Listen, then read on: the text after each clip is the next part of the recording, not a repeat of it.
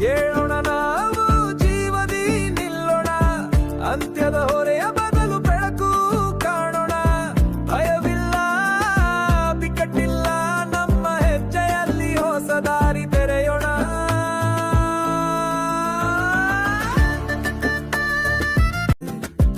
ಒತ್ತಡ ಬಂದರೂ ನಾವು ಕುಗಲ್ಲ, ಒಗ್ಗಟ್ಟು ಹಾದಿಯ ಚಿಲುಮೆ